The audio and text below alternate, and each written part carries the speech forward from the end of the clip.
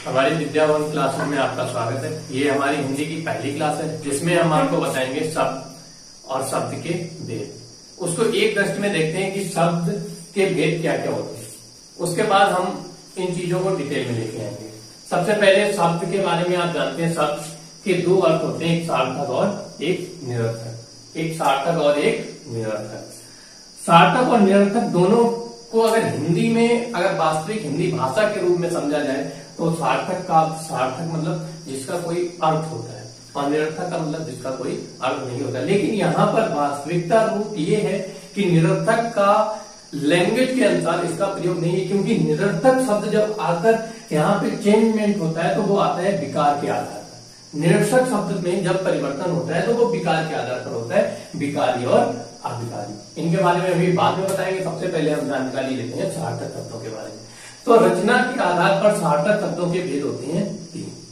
रचना के आधार पर सार्थक शब्दों के भेद होते हैं तीन: ऋण, यौगिक और योग। ऋण, यौगिक और योग। ऋण शब्द ऐसे शब्द होते हैं जिनका कोई खंडन नहीं कर सकते हैं। जैसे कमल, कमल में ना तो उपसर्ग प्रयोग हुआ है ना तो प्रत्यय प्रयोग हुआ है, तो इसीलिए ये क्या हो गया, ऋण हो गया। यौगिक शब्द क्या होता है, यौगिक शब्द के दो खंड हो सकते हैं, अर्थात इसमें उपसर्ग और प्रत्यय का प्रयोग होता है। इसमें यौगिक शब्द में योग ऋण शब्द क्या होता है, योग ऋण शब्द ऐसे शब्द होते हैं जिनका वास्तविकता से हटके दूसरा अर्थ आता है। जैसे कि अगर आप देखा जाए तो चक्रपाणी, चक्रपाणी, पाणी मतलब होता है उंगली, चक्र को धारण करना अर्थात भगवान विष्णु। तो योग ऋण शब्द क्या होते हैं, ये अपने अर्थ को दूसरे अर्थ में अपनी समीक्षा करवाते हैं। जैसे अपने अर्थ को ना दिखा के दूसरे को अपने अर्थ के द्वारा दूसरी चीजों को व्यक्त करते हैं, तो ऐसे शब्द कहलाते हैं योग ऋण। उत्पत्ति के आधार पर शब्द के जो होते हैं वो चार भेद होते हैं: तत्सम, तद्भव, विदेशी और संकर। अब कुछ लोगों के मन में ये भी आ रहा होगा कि तत्सम, तद्भव, देशी और विदेशी, वो चार टाइप नहीं होते हैं हमेशा। रचना उत्पत्ति के आधार पर शब्दों के आपको वो पांच टाइप नहीं होते हैं हमेशा। उत्पत्ति के आधार पर शब्दों को हमेशा आपको चार ही भेद देखने को मिलेंगे: तत्सम, तद्भव, विदेशी और संकर। क्योंकि जो देशी शब्द है वो इसका एक अलग से पार्ट है, वो इसमें इसको नहीं जोड़ते हैं कि मतलब उत्पत्ति के आधार पर शब्दों को पांच प्रकार की मानते हैं, उत्पत्ति के आधार पर शब्दों के चार ही प्रकार मानते हैं। तो तत्सम और तद्भव, तत्सम क्या होते हैं, ये संस्कृत शब्द होते हैं।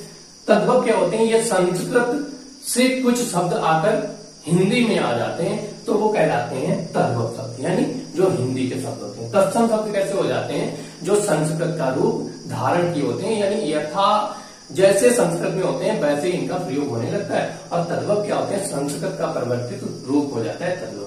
विदेशी शब्द कैसे होते हैं, विदेशी भाषाओं के द्वारा, यानी हमारे भारत में को बहुत सारे जो विदेशी यहाँ पर आए और विदेशी भाषाएं भी यहाँ पर आई, तो उन्हीं की भाषाओं के द्वारा यहाँ पे क्या हुआ, जो विदेशी शब्द भी आए उन्हीं शब्दों को हमने ग्रहण किया। तो हिंदी आपने देखा होगा, हिंदी क्या है, बहुत भाषाओं से मिलकर बनी है।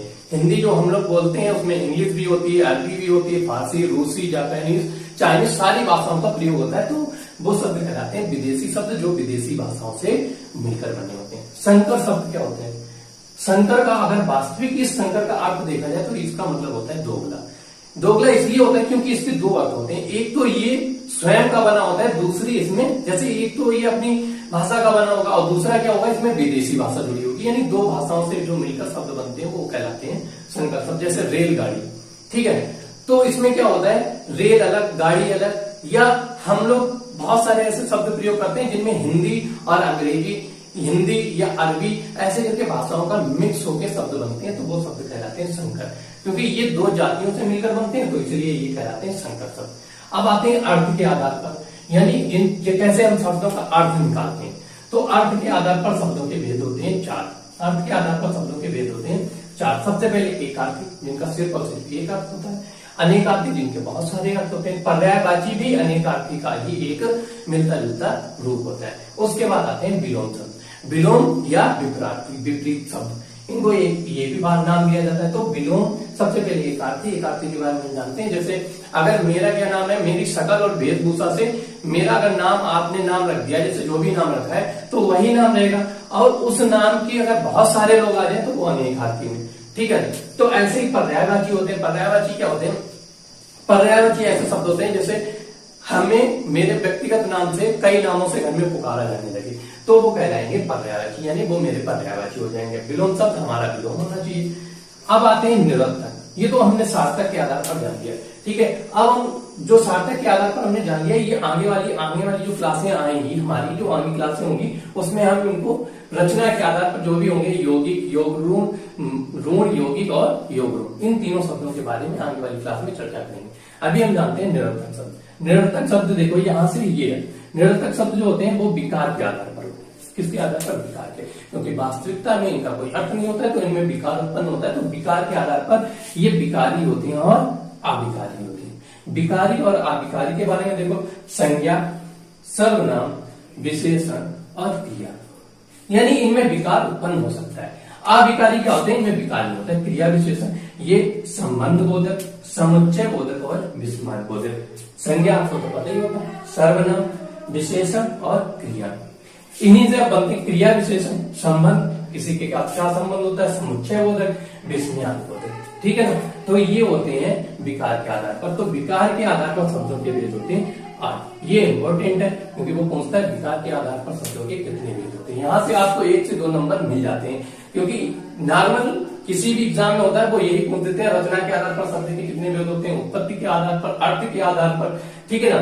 यह पूछ देगा विकार के आधार पर शब्द के कितने भेद होते हैं। अच्छा, आपसे एक रिक्वेस्ट और ये कि हमारा निरंतर आप क्या करें, हमारा उत्साहवर्धन करने के लिए हमारे चैनल को निरंतर, हमारे चैनल को उत्साहवर्धन या उत्साह आपका जो प्राप्त होगा हमारे चैनल के, इसके कारण हम आपको नई से नई वीडियो देते रहेंगे। तो प्लीज हमारे चैनल को सब्सक्राइब जरूर करें और लाइक भी करें, ठीक है। धन्यवाद।